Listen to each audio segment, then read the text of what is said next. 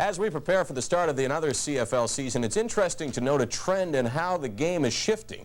For most of the late 70s and 80s, the key to offense in the CFL was passing. Teams won the Grey Cup without even a decent running game. But now that's changing, and to win in 1988, it appears that you need balance. You've still got to air it out, but you've got to grind it out as well.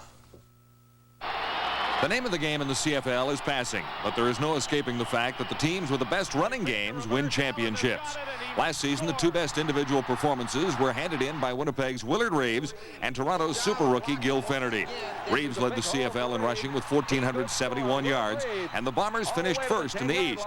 Finnerty was second in the league in rushing yardage with 879 yards and led the Argos past Winnipeg and into the Grey Cup. But the most balanced running game was from Edmonton. Chris Skinner and Milson Jones accounting for 792 yards rushing. They gained another 964 through the air, making them the most versatile pair of backs in the league, and two big factors in the Eskimos' run for the Grey Cup. But Milson Jones is with Saskatchewan now, and Chris Skinner is going to have to carry much of the load by himself. In Calgary, Gary Allen is trying to get back to the 1,000-yard plateau after a season of injuries. He got there in 1986, and along with Tim Petros, Calgary now has a great 1-2 punch. It has always seemed that the only ingredient that the Lions are missing is a steady running game in the playoffs. Anthony Parker and Ray Krause combined for over 1,000 yards in total last year. But once again, the running game faltered in the playoffs.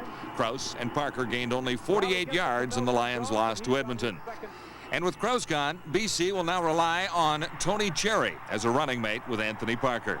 Saskatchewan hasn't had a dominating runner since George Reed. And the Rough Riders haven't been near the playoffs since then either. Walter Bender is gone, so it looks like Tim McRae and Milson Jones will be the starters in Saskatchewan. Cedric Minter was the lone bright spot on a very poor running game for Ottawa last year. But with Minter's release, it puts the whole load on rookie Orville Lee.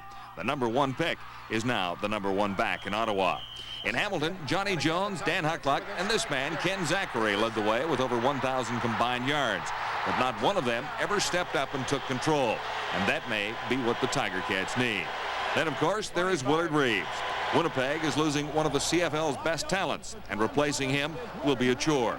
Certainly, any CFL fans would love to see a talent like Reeves in the home team colors, but that may be just wishful thinking. A talent like Reeves could be the final ingredient for a trip to the Grey Cup.